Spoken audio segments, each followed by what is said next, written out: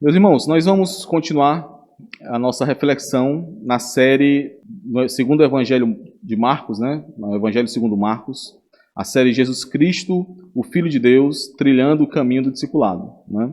Nós estamos finalizando hoje o capítulo 4 desse Evangelho, ainda temos muito caminho pela frente, né?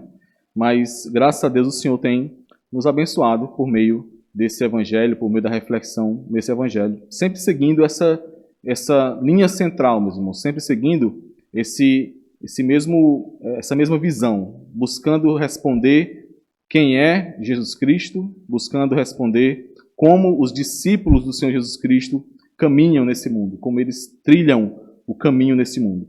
Desde o chamado dos 12 apóstolos que nós vimos lá em Marcos, capítulo 3, versículo 13, nós temos observado, e eu comentei sobre isso com os irmãos, como o Senhor Jesus Cristo agora tem voltado, como o relato de Marcos tem voltado a sua atenção para o treinamento dos discípulos, para que aqueles apóstolos sejam preparados para o envio que eles receberão, tanto o envio inicial, que acontece lá no capítulo 6, como o envio final para a sua missão, quando o Senhor ascende aos céus, né? Então o Senhor Jesus Cristo está preparando esses seus apóstolos e os seus discípulos de uma forma geral. E nas duas últimas reflexões, nós vimos como essa preparação, ou uma etapa dessa preparação, foi revelar somente aos seus discípulos o mistério do reino de Deus. Enquanto os seus discípulos aprendiam, a eles era manifestado, era revelado, era descoberto o mistério acerca do reino de Deus,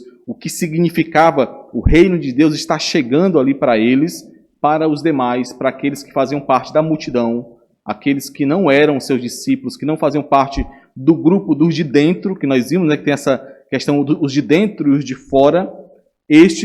Para estes o Senhor Jesus falava por meio de parábolas e não explicava essas parábolas. A próxima etapa dessa preparação para os discípulos trata de algo que toca todos os homens, meus irmãos, e certamente tocou, ainda tocaria mais à frente os discípulos, e por isso o Senhor Jesus fala sobre isso, e por isso Marcos organiza esses relatos seguintes para ensinar a todos os discípulos de Jesus como lidar com o medo. É sobre isso, é sobre essa relação entre fé e medo, confiança e medo, que os próximos relatos são feitos no Evangelho segundo Marcos. Nós vemos aqui os discípulos aprendendo, sendo ensinados a lidar de forma espiritual, né, com a mentalidade do alto e não a mentalidade humana, com o medo, com a angústia relacionada aos perigos, às circunstâncias adversas que chegam naturalmente para todo homem, toda mulher e, com certeza, muito mais para todo crente. Do final do capítulo 4, que é esse trecho que nós lemos hoje na liturgia, e durante todo o capítulo 5, o tema é esse: a relação entre fé e medo. Como diferentes pessoas, como discípulos, como multidões, como opositores, estes se relacionam com o medo. Como eles respondem ao medo. Só para os irmãos terem uma ideia, possam perceber esse panorama, nesse trecho que nós lemos hoje, do versículo 35 ao 41, nós temos o medo dos discípulos em meio às circunstâncias desse mundo, em meio àquilo que acontece de maneira não controlável neste mundo, né, como no caso aqui, a tempestade. E esse medo os leva a desconfiar do amor de Cristo. É isso que nós veremos. Nós veremos, meus irmãos, que quando eles fazem essa pergunta: Mestre, não te importa que pereçamos, né? No versículo 38, Mestre, não te importa que pereçamos? Eles estão aqui desconfiando do amor de Jesus por eles. Essa é o fundo dessa pergunta. Já no capítulo 5, do versículo 1 ao versículo 20, nós temos o medo dos gerazenos, né? Um medo que eles sentem em relação tanto à primeira figura de medo ali, que era o endemoniado, que tinha muitos demônios, como depois o próprio medo do Senhor Jesus Cristo, que domina, que controla aquela situação. E esse medo que eles sentem os faz rejeitar ao Senhor Jesus Cristo. O texto é muito claro, nós veremos com a graça do Senhor na quarta. O texto é muito claro quando ele diz, eles temeram, quando eles viram aquela pessoa que era endemoniada nos pés do Senhor Jesus Cristo, vestido, calmo, eles temeram ao Senhor Jesus e então, por temer, pediram que ele se retirasse da presença deles. Esse medo levou-os, né, a rejeitar o Senhor Jesus.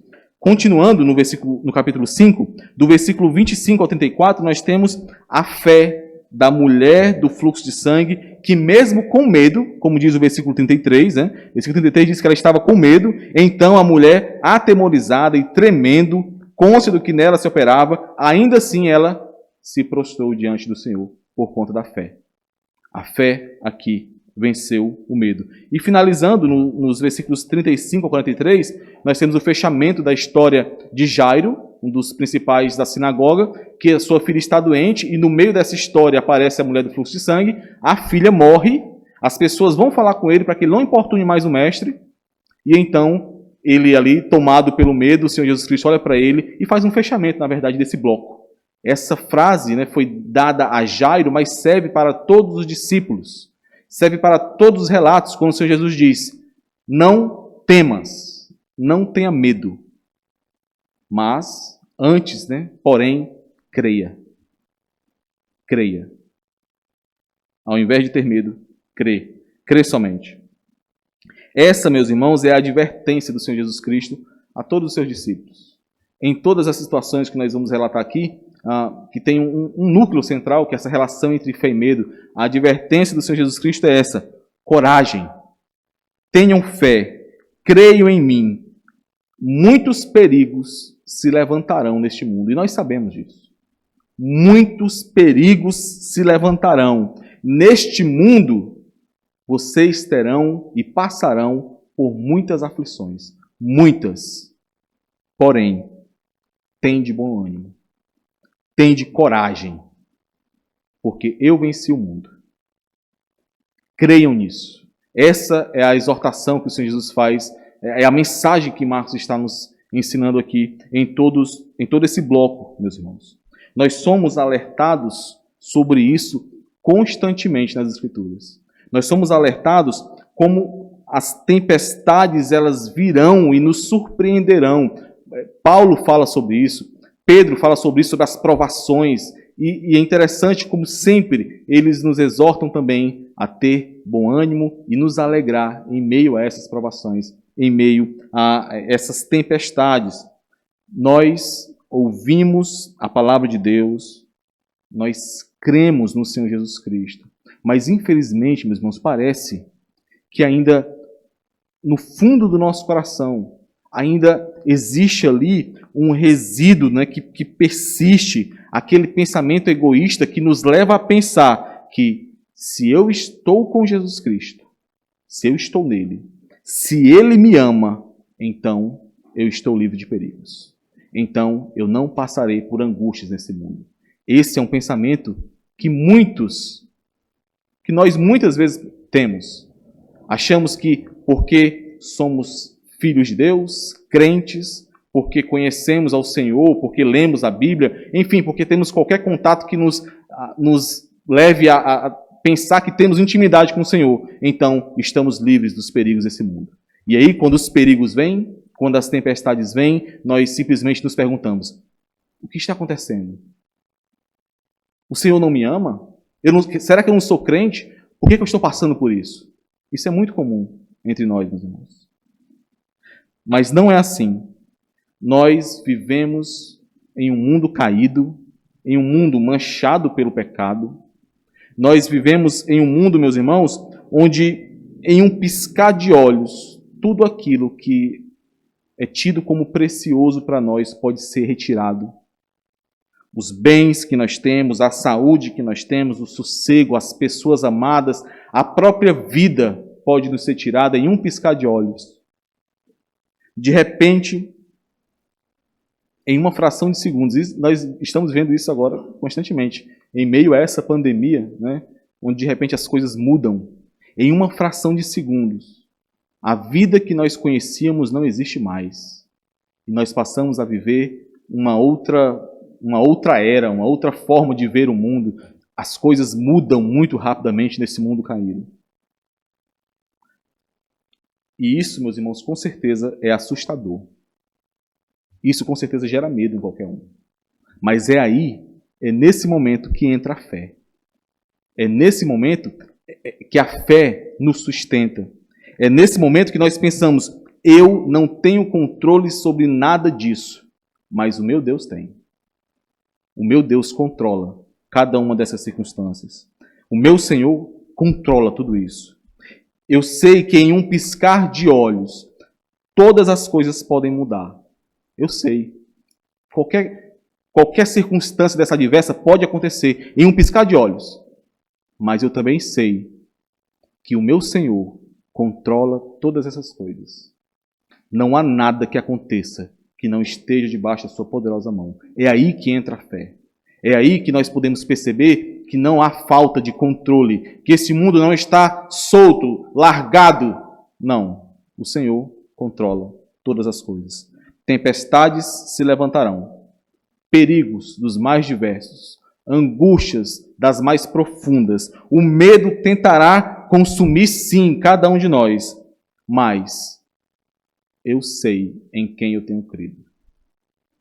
E eu sei que Ele me ama. Esse é o ponto que nós precisamos pegar hoje aqui, meus irmãos, nesse trecho de Marcos. Eu sei, eu tenho convicção, pela fé, que o Senhor me ama. É como Davi diz no versículo 4 do Salmo 23. Ele diz assim, ainda que eu ande pelo vale da sombra da morte, não temerei mal nenhum, porque tu estás comigo. O teu bordão e o teu cajado me consolam. Que reflexão profunda de Davi, meus irmãos. Ainda que eu ande pelo vale da sombra da morte, não temerei. Por quê? Porque ele confia na sua força? Porque ele sabe que ele tem capacidade de suportar? Porque ele é forte? Não, porque tu, Senhor, estás comigo. Porque eu creio que tu, Senhor, estás comigo. Nós refletiremos hoje nesse primeiro relato de Marcos, que fala sobre essa relação entre fé e medo. E nós focaremos aqui, meus irmãos, eu comentei com os irmãos isso antes, nós focaremos em como as 3 perguntas que surgem aqui nesse trecho, como nós já lemos, né? Em como essas 3 perguntas ensinam sobre essa relação entre fé e medo. O primeiro ponto que nós veremos é que o medo revela a incredulidade. O medo revela a incredulidade. É a primeira pergunta que nós vemos aqui. Mestre, não te importa que pereçamos? O segundo ponto é a fé exige coragem, que é a segunda pergunta, que na verdade são 2, mas que estão combinadas aqui, né? Por que sois assim tímidos ou covardes? É a mesma palavra. Por que sois assim covardes? Como é que não tendes fé? E o terceiro ponto é o resultado da fé, que é a última pergunta, né? Quem é este que até o vento e o mar lhe obedecem? Vamos ao primeiro ponto, meus irmãos. O medo revela a incredulidade. Vamos ler mais uma vez, por favor, Marcos capítulo 4, do 35 até o versículo 38.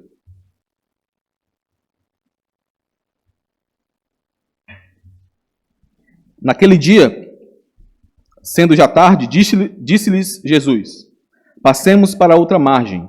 E eles, despedindo a multidão, o levaram assim como estava, no barco. E outros barcos o seguiam. Ora, levantou-se grande temporal de vento, e as ondas se arremessavam contra o barco, de modo que o mesmo já estava a encher-se de água. E Jesus estava na popa, dormindo sobre o travesseiro. Eles o despertaram e lhe disseram, Mestre, não te importa que pereçamos? Aparentemente, meus irmãos, aqui nós temos a continuação do ensino do Senhor Jesus Cristo. Nós vimos que ele subiu num barco e foi ensinando as multidões sobre o reino por meio de parábolas. Né? Tivemos aqui uma interrupção mostrando ele explicando uma dessas parábolas, mas a ideia é que nós temos aqui o dia continuando. Depois de um dia longo de ensino, ou talvez até mais de um dia, nós não sabemos, mas depois de um dia longo, à noite, o Senhor Jesus Cristo pede aos seus discípulos, né, que levem esse barco para o outro lado da margem.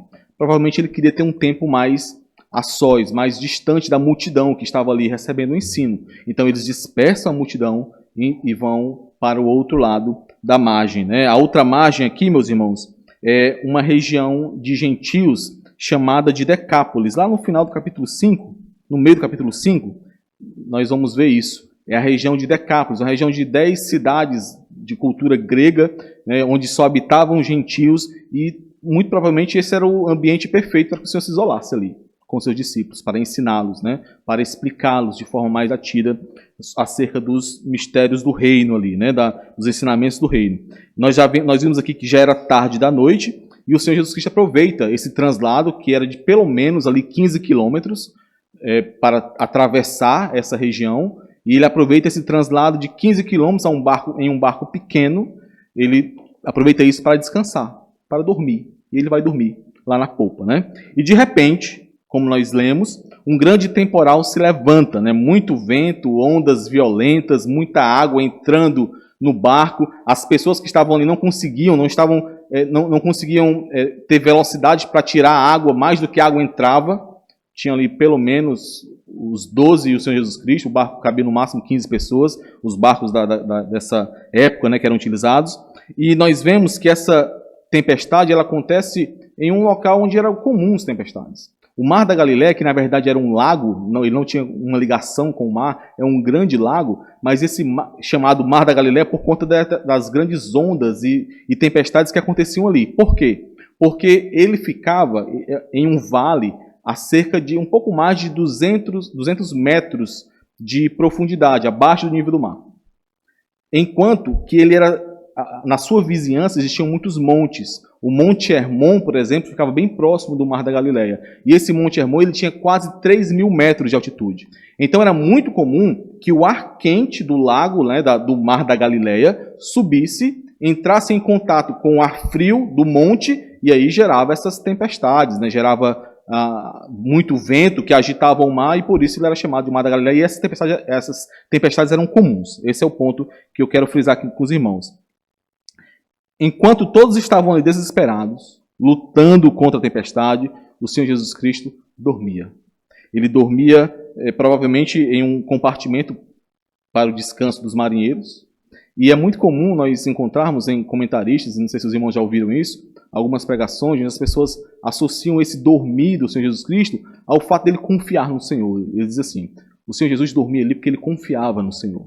Óbvio, o Senhor Jesus confiava no Pai, é claro que ele confiava. Mas aqui, meus irmãos, eu creio, isso baseado na maioria dos estudiosos, né, desse evangelho, eu creio que o Senhor Jesus Cristo aqui está sendo apresentado, Marcos está aqui, na verdade, utilizando essa possibilidade, esse relato para apresentar a pessoa do Senhor Jesus Cristo. A pessoa que é tão difícil de entender a natureza, porque são duas naturezas em uma pessoa. Então aqui nós temos o Senhor Jesus Cristo que está exausto, moído de passar o dia todo pregando a palavra, trabalhando, né? Nós vimos em alguns versículos anteriores que a sua família se preocupou com ele, porque ele ficava até sem comer, então ele estava ali exausto. Nós temos ali a expressão do Senhor Jesus 100% homem, totalmente homem, exausto, precisando de descanso, caído ali, esgotado em sono profundo, tanto é que as ondas batiam, o mar levava o barco e ele não acordava. O Senhor Jesus estava ali cansado, e era por isso que ele dormia. Como qualquer homem, ele estava cansado. Mas nós vemos também, na continuação do texto, o Senhor Jesus Cristo sendo apresentado como totalmente Deus, 100% Deus. Ao mesmo tempo que é totalmente homem, totalmente Deus. Aquele que é despertado, e quando ele é despertado, ele repreende o vento e o mar como se fossem duas crianças que estavam se danando ali no meio do barco. Ele olha para o vento e o mar e diz, aquieta-te, cala-te, emudece. De repente, grande bonança é feita. Somente o Senhor, Deus, poderia fazer isso. Nós estamos falando do mar, meus irmãos. Nós temos uma pequena compreensão a respeito do grande poder do mar, né? O mar é incontrolável. Mas para os antigos, e em muitos povos, o mar era uma divindade por conta do seu poder, por conta da impossibilidade de alguém dominar o mar. E existia uma convicção, principalmente entre os judeus, que somente Deus poderia acalmar o mar. Por exemplo, no Salmo 65, versículo 7, o salmista diz assim: Tu que aplacas o rugir dos mares, o ruído das suas ondas e o tumulto das gentes. Falando sobre Deus. No Salmo 89, versículo 9, ele fala: Tu dominas a fúria do mar, quando as suas ondas se levantam, tu as amainas, tu as acalmas. Só Deus poderia acalmar o mar. E o Senhor Jesus Cristo, aquele homem que estava ali, exausto, cansado de tanto trabalhar, quando ele acorda, ele simplesmente dá uma palavra, ou algumas palavras, e acalma o mar. Totalmente homem, totalmente Deus. O Senhor Jesus Cristo é homem e é Deus. Meus irmãos, essa é uma doutrina, esse é um ensinamento que nós temos, que nós não podemos nos esquecer de forma nenhuma. Porque essa é a base para o que sustenta a nossa fé, ao sabermos que Ele, homem, poderia nos representar para que o nosso pecado fosse pago. E somente Ele, Deus, teria honra e capacidade de pagar por esse pecado com a sua vida. Então, muitas heresias surgiram e ainda hoje surgem, tentando desviar algo sobre isso. Tentando, às vezes, com estratégias lógicas mundanas, corromper a verdade. De que, em muitos casos e em algumas expressões, nós não compreendemos completamente. Mas que nós sabemos que o Senhor Jesus é totalmente homem e totalmente Deus. Ele é o Deus que nos guarda e nos salva. Ele é o homem que nós veremos um dia sentado em seu alto trono e que nos receberá em sua glória. Nós encontraremos um homem que deu a sua vida por nós e que é Deus e que está nos altos céus. Nós não podemos nos esquecer disso. Mas vamos voltar aqui ao medo dos discípulos. O Senhor Jesus dormia, enquanto os seus discípulos chegavam ao total desespero ali, né? Devemos lembrar, meus irmãos, que aqui nós estamos falando de pescadores experientes. Se não a maioria, mas nós temos certeza de que pelo menos 4 dos que estavam nesse barco eram pescadores experientes. Pescadores que viviam do Mar da Galileia. Pescavam ali constantemente, tiravam o seu sustento daquele local onde eles estão ali temendo que vão morrer. Nós não podemos nos esquecer disso, para que possamos perceber qual era a dimensão dessa tempestade, qual era o tamanho do vendaval que os assolava ali. Nós podemos assim perceber, meus irmãos, que aquela tempestade era real. O perigo ali era iminente, a qualquer momento uma tragédia poderia acontecer ali. Os discípulos não estavam aterrorizados à toa. A tempestade era real. O perigo era real. E isso, meus irmãos, nos leva a nos lembrarmos que as tempestades que nós passamos nesse mundo são reais. E muitas vezes nós tentamos fugir dessa verdade. As tempestades são reais. Muitas vezes nós não consideramos ou consideramos como pouca coisa as tempestades que outros passam. Nós olhamos para as tempestades dos outros e dizemos assim: calma, isso não é tanta coisa não. Não precisa disso tudo não. Meu irmão, tenha calma, isso vai passar. Isso é bobagem. É muito comum nós pensarmos isso. Mas as tempestades são reais. Os perigos são reais. Enquanto nós estamos nesse mundo caído, nós estamos sim suscetíveis aos mais diversos perigos. E nós, como crentes, como filhos de Deus, como aqueles que seguem ao Senhor Jesus Cristo, que tomaram a sua cruz e o seguem em seu caminho, nós estamos ainda mais suscetíveis às investidas desse mundo. Este mundo guerreará contra os filhos de Deus. Nós vimos aí em 1 João, os filhos do diabo guerreiam, lutam contra os filhos de Deus. Não existe amizade entre um mundo caído e uma pátria que nós esperamos no porvir. A questão aqui, meus irmãos, é como nós reagimos a esses perigos. É como nós reagimos ao medo que nos assola. Porque esse medo virá. As tempestades são reais. Esse medo virá. mas como nós reagiremos a ele. O erro dos discípulos não foi perceber a gravidade da situação. Não, esse não foi o erro. O erro deles não foi tentar agir por si mesmos e tentar tirar água do barco ou tentar salvar a embarcação. Esse não foi o erro. Muitas vezes, abrindo um parênteses aqui, nós confundimos fé com cruzar os braços, né? Nós achamos que ter fé é simplesmente deixar que os problemas se resolvam por si mesmos. Mas não é assim. Alguma atitude nós tomaremos. Claro que a principal delas é buscar o Senhor. Mas alguma atitude, essa fé nos conduzirá a ter. O erro dos discípulos também não foi porque eles foram buscar o Senhor Jesus Cristo. É claro que somente o Senhor poderia livrá-los daquela situação. O erro deles, meus irmãos, foi sucumbir ao medo que eles estavam sentindo, de modo que eles passaram a desconfiar do Senhor Jesus Cristo. Passaram a desconfiar do cuidado do Senhor para com eles. Passaram a desconfiar do amor do Senhor Jesus Cristo para com eles. E é isso que essa pergunta expressa, como eu comentei aos irmãos anteriormente. Eles desconfiaram do amor de Jesus quando o medo atingiu o coração deles. Essa pergunta, ela expressa isso. E ela, aqui, meus irmãos, talvez nós não percebamos de cara, mas aqui nós temos uma forte repreensão dos discípulos. Mestre, não te importa que pereçamos? Eles estão repreendendo o Senhor. Eles estão tão tomados pelo medo que eles começaram a falar de uma forma como eles não poderiam falar com o Senhor. É como quando você está muito angustiado. Os irmãos já devem ter passado por isso. Eu já passei várias vezes. Você está muito angustiado.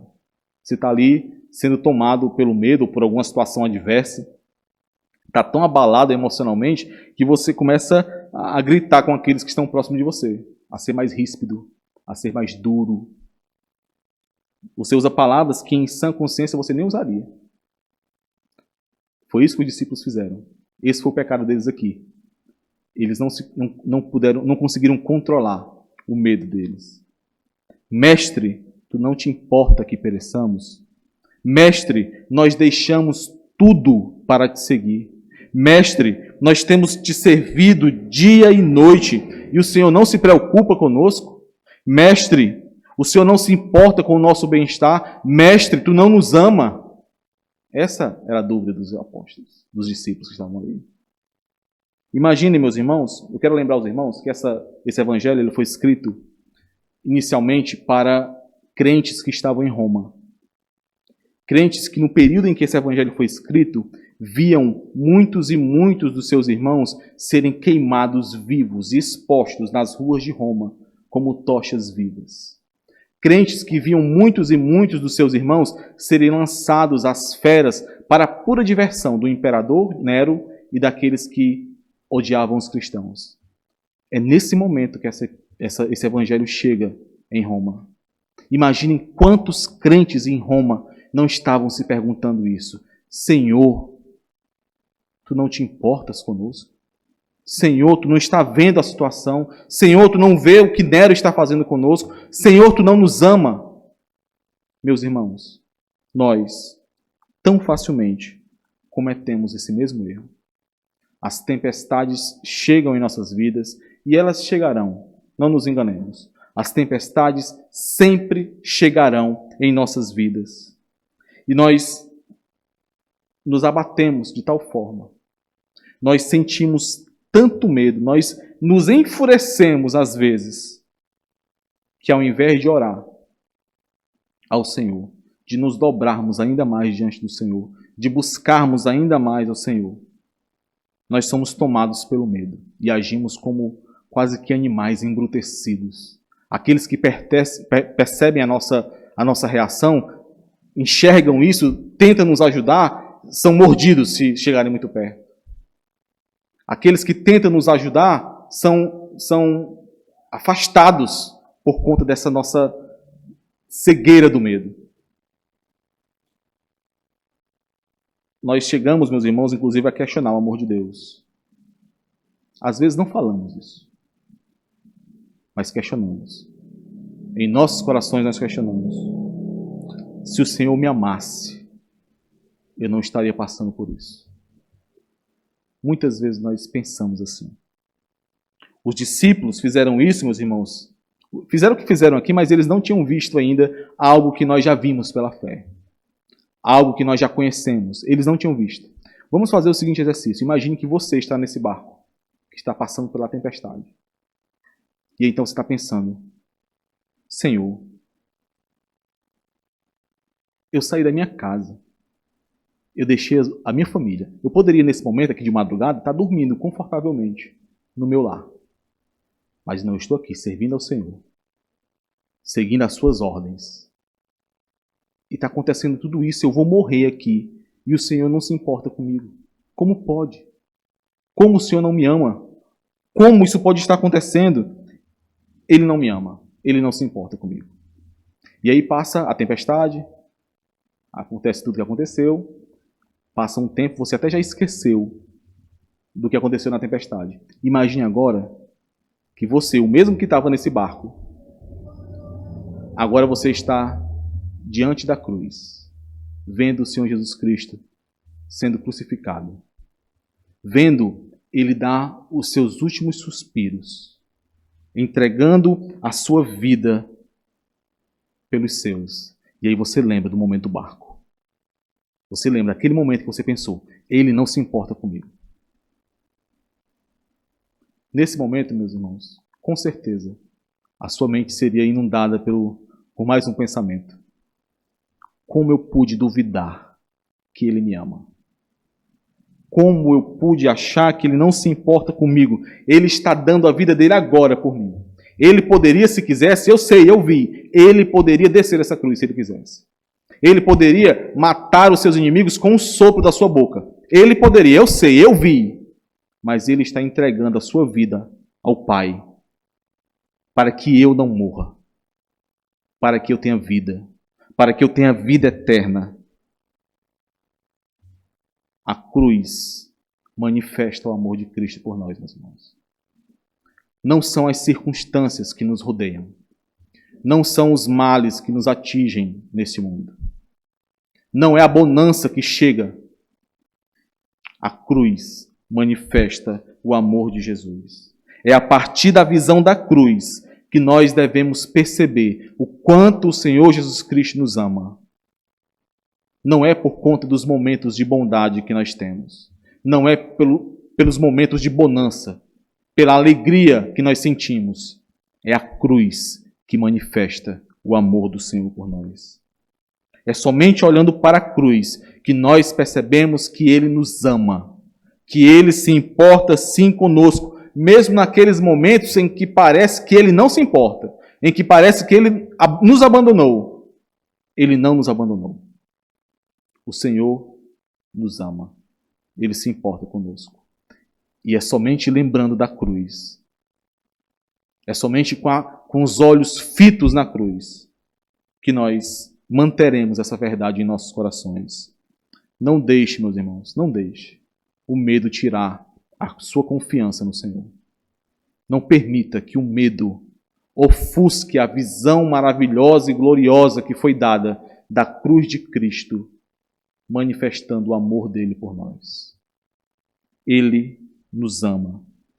Perdas, doenças, pandemias das mais diversas, que ainda virão, a morte, tudo isso, meus irmãos, pode nos assaltar. Tudo isso pode chegar de repente e nos trazer sim medo, nos causar medo. Tudo isso é real. Mas não esqueça, ainda que morramos, nós viveremos, porque Ele nos ama, porque Ele se importa sim conosco. Para aquele que está em Cristo, para aquele que deposita a sua fé no Redentor que foi enviado pelo Santo Deus Pai, não existe morte. A vida eterna é dada ainda neste mundo e ainda mais no porvir. Segundo ponto, meus irmãos, que nós vemos aqui, associado à segunda questão, à segunda pergunta, na verdade, é que a fé exige coragem. Após acalmar a tempestade, após acalmar o mar, e isso de maneira espantosa, né? Aqui é dito que foi feito grande bonança, o que é algo incomum. Meus irmãos, eu estava pesquisando, é até comum, ou na verdade não comum, mas pode acontecer que os ventos cessem de repente. Isso pode acontecer. Ou seja, um incrédulo, né? Ele poderia pensar assim, não, foi uma coincidência de palavras. Ele poderia pensar, um incrédulo, né? Mas as ondas nunca passam, mesmo que o vento passe. Se o vento passar, se o vento parar de soprar, ainda existem alguns minutos, vários minutos, em que as ondas continuam se agitando no mar. Então, essa bonança aqui é incomum. É como se o mar da Galileia ficasse um espelho, parado, calmo, tranquilo. Jesus, depois de acalmar a tempestade e o mar, ele repreende os discípulos. Versículo 40.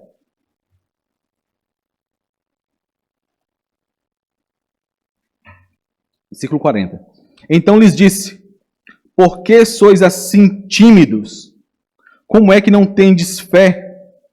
Ao perceber o estado deles, meus irmãos, ali, e o quanto o medo havia dominado os seus discípulos, o Senhor Jesus Cristo, ele percebe que o medo os atingiu a ponto deles desconfiarem da fidelidade do Senhor, a ponto deles desconfiarem da lealdade do Senhor Jesus Cristo. E ele diz, por que sois assim tímidos? E essa palavra tímido aqui, ela poderia também ser traduzida como covarde. É uma falta de coragem indigna da revelação que eles receberam. É uma falta de coragem indigna de quem está ali no meio deles. É como se o Senhor dissesse, como vocês não têm coragem diante de quem eu sou? Como vocês não têm coragem diante da revelação dos mistérios do reino que eu revelei a vocês anteriormente? É uma covardia, meus irmãos, que corresponde, que resultaria em, se assim fosse permitido, até abandonar o Senhor Jesus Cristo para tentar preservar a sua vida. Esse é o tipo de covardia que o Senhor Jesus Cristo está mostrando aqui. O Senhor Jesus vai deixar muito claro, muito explícito aonde pode chegar isso, lá no capítulo 8. Por favor, avancem aí ao capítulo 8, versículos 34 e 35. O Senhor Jesus Cristo mostra aqui aos seus discípulos aonde essa covardia pode levar, né, ou qual é o remédio a essa covardia. Ele diz assim, então, convocando a multidão e juntamente os seus discípulos, disse-lhes, se alguém quer vir após mim, a si mesmo se negue, tome a sua cruz e siga-me. Quem quiser, pois, salvar a sua vida, perdê-la-á. E quem perder a vida por causa de mim e do Evangelho, salva-la-á. Esse medo dos discípulos, por perder a vida, para tentar preservar a vida, levaria, se assim fosse permitido, a que esses discípulos abandonassem até o Senhor Jesus Cristo, por conta do medo. Essa palavra tímido, meus irmãos, aqui, ela só aparece 2 vezes no Novo Testamento. Aqui e em Apocalipse. Por favor, abram em Apocalipse capítulo 21. Vamos ler do versículo 1 ao 8. Ela vai aparecer de novo no versículo 8. Mas eu quero ler com os irmãos do versículo 1 ao 8. Apocalipse 21 é o texto que nós deveríamos ler todo dia para lembrarmos a nossa esperança, né? Apocalipse capítulo 21. Eu vou ler para os irmãos a partir do versículo 1, tá? Leremos até o 8.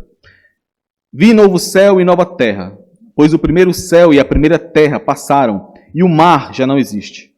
Vi também a cidade santa, a nova Jerusalém, que descia do céu, da parte de Deus, ataviada como noiva, adornada para o seu esposo.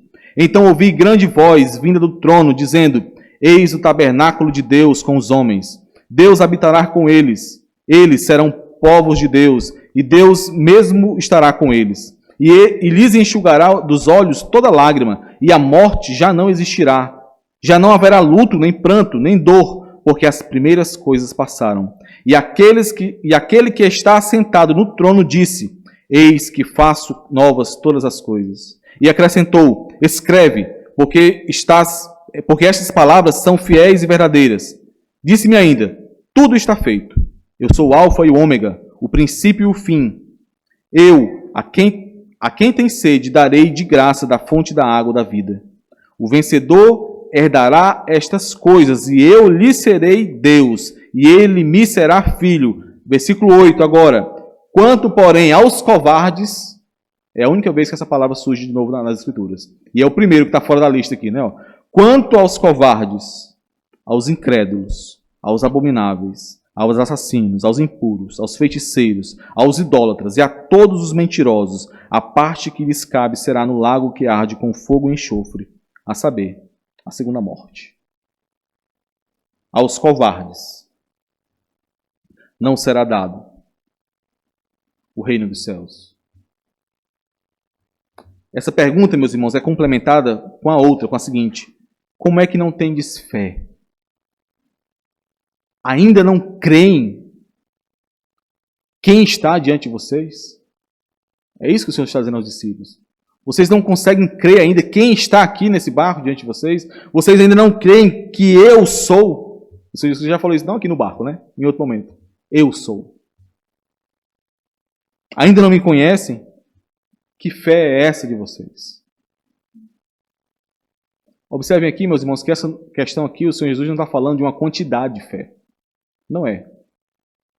Mas quem é o objeto da fé deles? Em quem eles se apegam?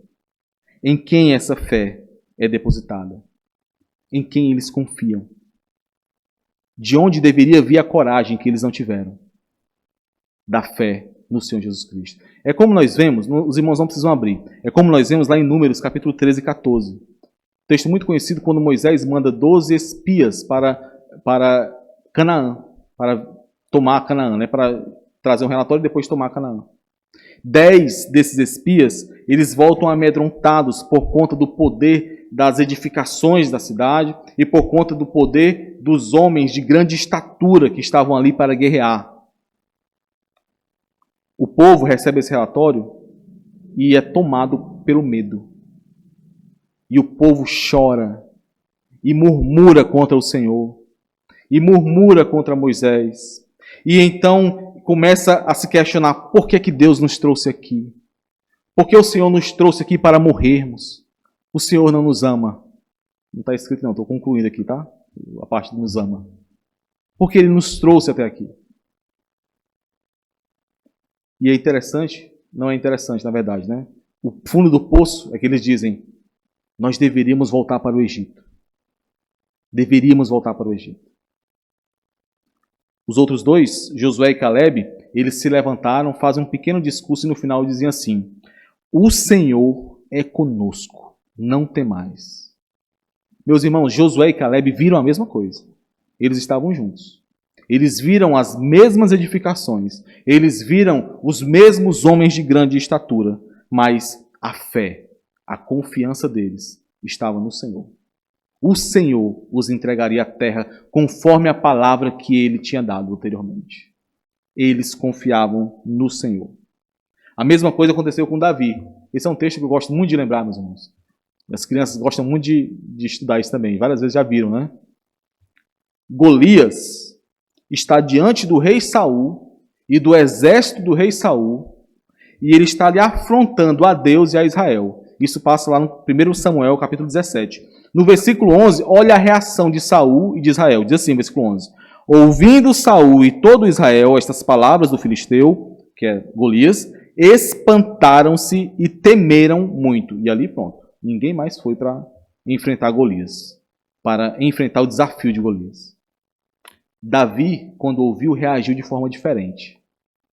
No versículo 26, Davi diz assim: quem é, pois, esse incircunciso filisteu para afrontar os exércitos do Deus vivo? No versículo 47, ele diz assim para os filisteus: saberá toda esta multidão que o Senhor salva, não com espada, nem com lança, porque do Senhor é a guerra, e Ele vos entregará nas nossas mãos. Davi viu o mesmo Golias, meus irmãos. Davi viu o mesmo que os outros viram. Mas Davi, a fé de Davi, estava no Senhor, no Deus vivo. Davi não confiava em sua força. Davi não confiava nos exércitos de Saul. Davi confiava em Deus, na palavra de Deus, Davi foi enfrentar Golias com uma funda, meus irmãos, um pedaço de corda que ele pudesse atirar uma pedra diante de um gigante, com espada, lança e escudo. Davi confiava em Deus. A fonte da coragem de Davi era a fé em Deus. O ponto do Senhor Jesus Cristo aqui para os discípulos, meus irmãos, para essa repreensão, é muito claro. Resumindo em uma frase muito curta, o Senhor Jesus está dizendo aos seus discípulos: sejam homens, homens fortes, homens que creem no Deus vivo. Por que vocês são tão covardes? Creiam em mim, tenham fé em mim, sejam homens. Meus irmãos, eu sei que os irmãos já ouviram muito isso aqui. Graças a Deus eu já ouvi muito isso também. Nosso pastor nos ensina muito sobre essa relação da fé com a atitude do crente. Mas cada vez mais, a igreja do Senhor, em todo lugar, ela necessita de homens. E é claro que eu estou dizendo aqui a expressão do homem forte, da coragem do crente. Da coragem do crente em se levantar contra esse mundo, mesmo sabendo que em sua própria força ele não tem condição de vencer esse mundo. A coragem do crente de, se for necessário, entregar a sua vida por Cristo, pela obra de Cristo. Isso aqui, meus irmãos, tem se tornado cada vez mais um clichê, onde as pessoas dizem: eu entrego sim a minha vida por Cristo, se for necessário, mas não dão passos tão menores do que entregar a vida. Como entregariam a vida? Uma coragem, meus irmãos, que não é loucura, não é insensatez, mas é a expressão da confiança, da fé no Senhor Jesus Cristo, no Deus que os resgatou. A igreja do Senhor precisa de crentes. A igreja do Senhor precisa de homens que tenham a visão do reino para conduzir, para auxiliar na condução do rebanho de Deus, para que o reino de Deus avance, para que as fronteiras do reino de Deus avancem. O reino de Deus precisa de mulheres também corajosas, mulheres que auxiliem os seus maridos, mulheres que tenham a visão do reino de Deus. O reino de Deus precisa de crentes com coragem, meus irmãos. Com coragem. Coragem para vencer este mundo. Não temam as tempestades. Não use as tempestades como desculpas para a sua falta de fé. Nós fazemos muito isso. É verdade. Nós usamos as circunstâncias que nos rodeiam como desculpas. Não, foi por isso que eu estou fazendo isso porque isso aconteceu comigo. Eu sou assim por conta do que aconteceu comigo anteriormente. Eu não estou disposto a fazer tal coisa porque o momento que eu estou passando agora é um momento delicado. Muita coisa está acontecendo. Nós precisamos de coragem para nos levantar, para nos dispormos, para buscar ao Senhor. Sobretudo, para não perder de vista a grande oportunidade que nós temos em meio às tempestades. E esse é o terceiro ponto. Porque em meio às tempestades, meus irmãos, nós temos a possibilidade de conhecer mais quem é Jesus Cristo. É isso que nós vemos no terceiro ponto. É isso que nós vemos na terceira pergunta aqui. Versículo 41. E eles, possuídos de grande temor, diziam uns aos outros: quem é este que até o vento e o mar lhe obedecem? Após a grande tempestade, mesmo quando se fez grande bonança, os discípulos ainda estavam possuídos de grande temor. Os irmãos perceberam isso? Nesse trecho de 13... Desculpa, eu estou na página errada aqui. Do versículo 35 ao 41, né? Nesse trecho de 35 ao 41, 3 vezes a palavra grande surge aqui. No versículo 37, grande temporal. No versículo 39, grande bonança. E no versículo 41, grande temor. Marcos está enfatizando aqui, meus irmãos, que o temor dos discípulos, mesmo depois da bonança, da grande bonança, que acalmaria qualquer coração, o temor dos discípulos só aumentou. É o que ele está enfatizando aqui. É como a forma como Marcos escreve aqui, quando ele diz, quem é possuídos de grande temor. Ao pé da letra, se fôssemos traduzir ao pé da letra, ficaria assim, e temendo grande temor. Ele está repetindo, está enfatizando essa palavra, para mostrar a dimensão do temor dos discípulos. Só que aqui, meus irmãos, nós temos um temor, um medo, algo que é muito diferente do medo que eles estavam ali na tempestade, no mar. Agora, nós temos um temor que, claro, envolve um pouco de medo ali, envolve medo, mas é um temor que acontece com reverência, com fé. O temor deles ali, meus irmãos, é porque eles estão lhe reconhecendo quem é este que até o vento e o mar obedecem. É uma pergunta retórica que eles fazem aqui, né? Que Marcos nem dá a resposta, porque Marcos, a pergunta é tão direta que Marcos não precisa dar a resposta, que serve para que nós possamos refletir também quem é este que até o vento e o mar obedecem. Observe, meus irmãos, nós vamos ver isso, como eu já comentei, se o Senhor permitir, na quarta-feira.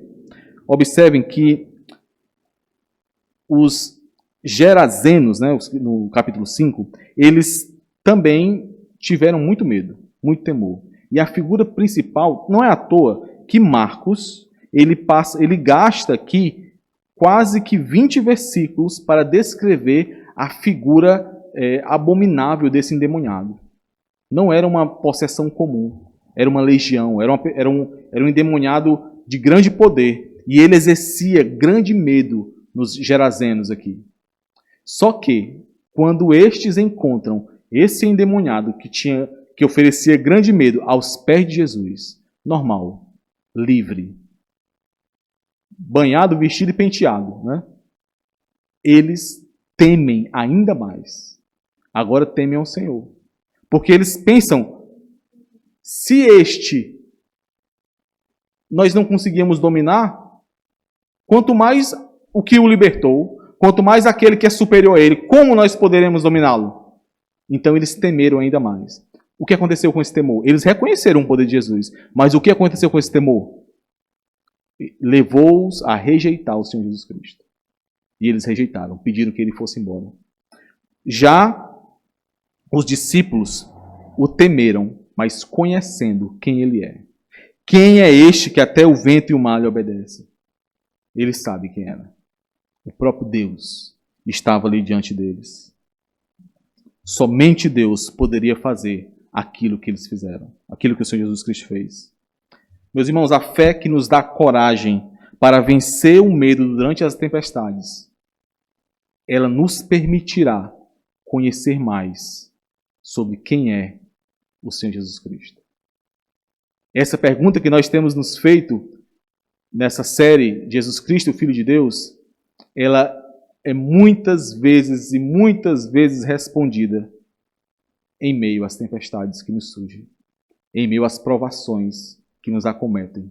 É no meio dessas provações que nós poderemos ver a glória de Cristo sendo manifestada em nossa vida.